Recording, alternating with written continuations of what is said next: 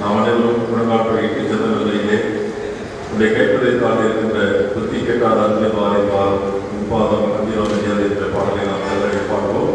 அப்பொழுது திருமகனின் வாசிக்கப்படும்.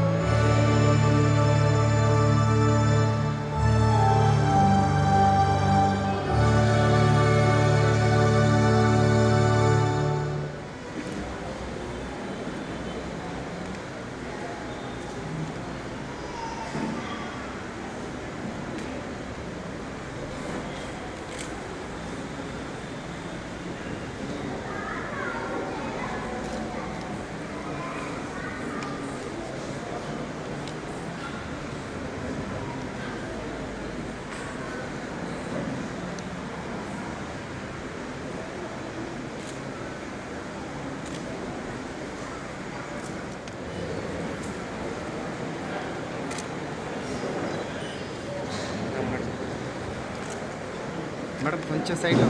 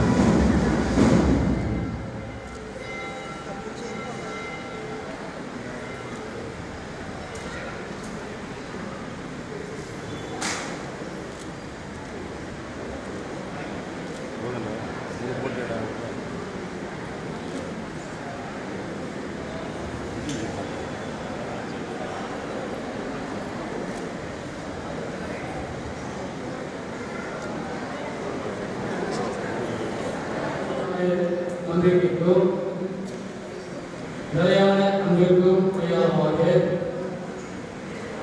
இந்த திருமாவிலிருந்து உமக்கு அழைக்கிறேன். என்னுடைய சரீரத்தால் உங்களை கனப்படுத்துகிறேன். என்னுடைய சமூகத்தையும் உமோடு பகிர்ந்து கொள்கிறேன். உறுதியான நம்பிக்கைக்கும் நிலையான அன்பிற்கும் அடையாளமாக இந்த திருமாவிலிருந்து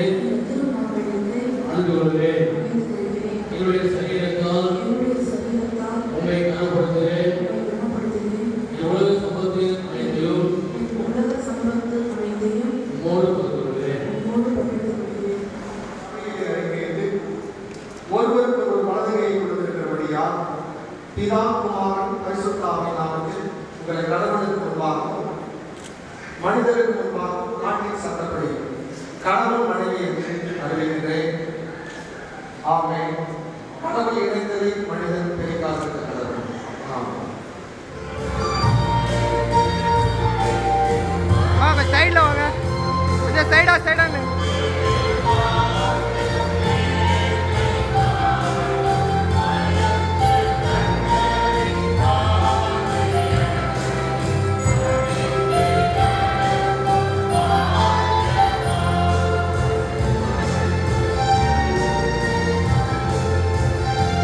சைடா திரும்பி போடுங்க.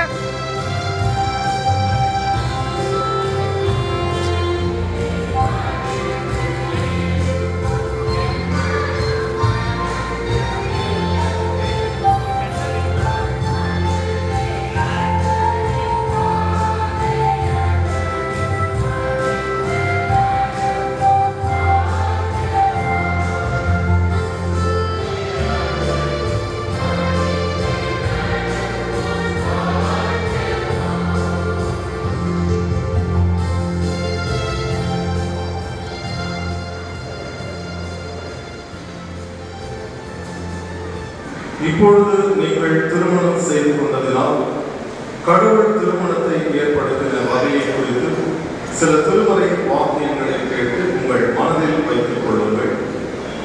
கடவுள் நமது சாயலாலும் நமது ரூபத்தின்படியே மனிதரை உண்டாக்குவோமாக என்றார். கடவுள் தம்முடைய சாயலாக மனிதரை படைத்தார். பின்பு கடவுளாகிய ஆண்டவர் மனிதன் தனிமையாக இருப்பது நல்லதல்ல, ஏற்ற துணையை அவனுக்கு உண்டாக்குவேன் என்றார். பின்பு கடவுள் மனிதனையும் பெண்ணையும் நோக்கி, நீங்கள் பலுகி பெருகி பூமியை நிரப்பி அதை சீர்படுத்துங்கள் என்று சொல்லி அவர்களை ஆசீர்வதித்தார். செய்ய வேண்டிய கடமைகளை குறித்து சில வேத வாக்குகளை கேட்டு மனதில் வைத்துக் கொள்ளுங்கள். கிறிஸ்து சபையில் அன்பு கூர்ந்து தம்மைதாமே அதற்காக ஒப்புடுவது போல கணவர்களே உன் மனைவியில் அன்பு கூறுங்கள்.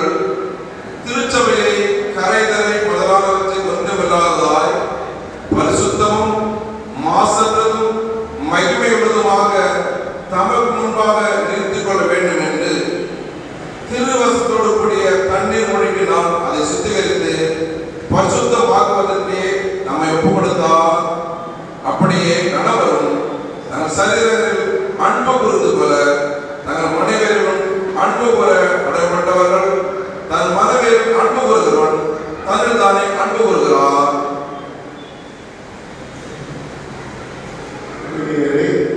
உங்கள் கணவருக்கு அடங்கியிருங்கள்.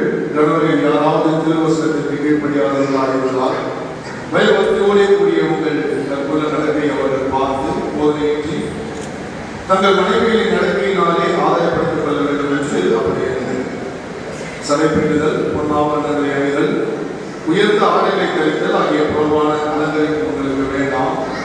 சாந்தமும் அமைதலும் உள்ள ஆவின் அறியாத அழகாகிய இருதயத்தில் மறைந்திருக்கிற உடனே உங்கள் அலங்காரமாகட்டும். அதுவே கடவுளின் பார்வையில் நிலை உயர்ந்தது. அந்தபடியே பூர்வத்தில் கடவுளின் நம்பிக்கையாகிறது. பரிசுத்த மனைவியர் தங்கள் கணவருக்கு அடங்கி நடந்தவர்களாய் தங்களை அலங்கரித்தார்கள். தேர்ந்தெடுக்கப்பட்டவர்களும் பரிசுத்தரும் புதியமான நீங்கள் உருக்கமான இரக்கமுள்ள மனம், தயாளம், தாழ்மை, சாந்தம், நீடிய பொறுமை இவற்றை கருத்து கொண்டு ஒருவரை ஒருவர் பொறுத்து ஒருவர்கள் ஒருவருக்கு குறை உண்டானால் ஒருவருக்கு ஒருவர் மன்னியுங்கள். ஆண்டவர் உங்களுக்கு மன்னித்தது போலவே நீங்களும் மன்னியுங்கள்.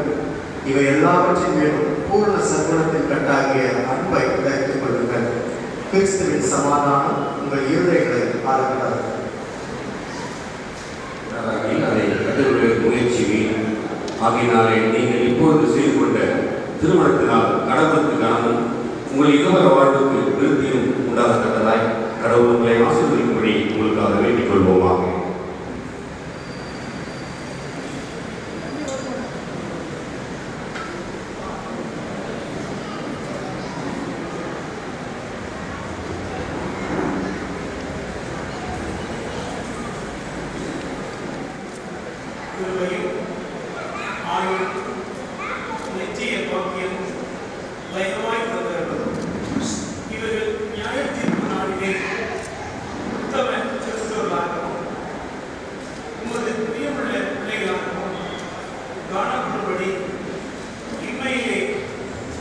உம்மை உண்மையாய் சேவித்து ஒருவரை ஒருவர் நேசித்து ஒருமித்து வாழ்ந்து எப்பொழுதும் உமது திருவசனத்தின்படியே நடந்து வர அருள் செய்திருக்கும் ஆண்டவரே.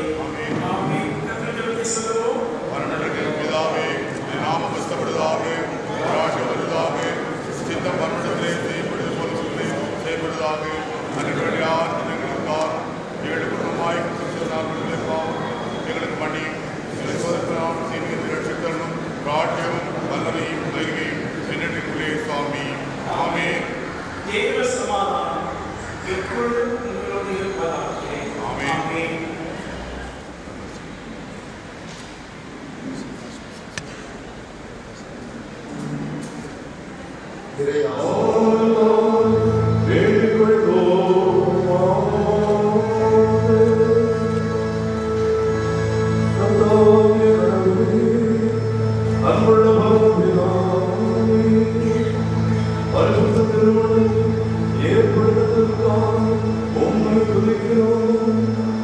திருமணம் செய்து கொண்டவர்கள் கண்ணோக்கினார்.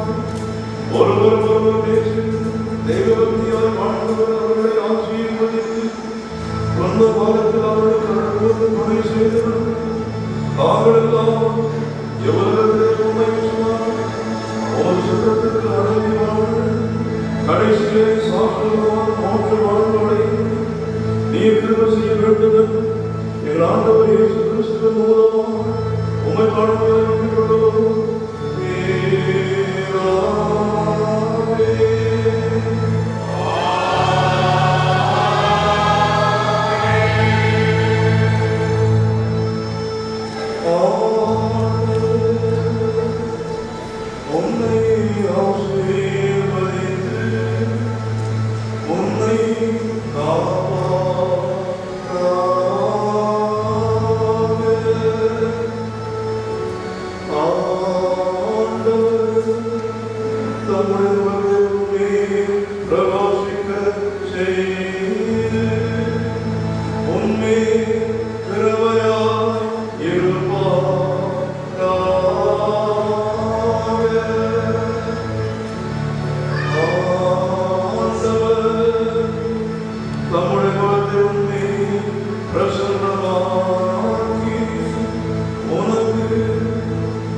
Sama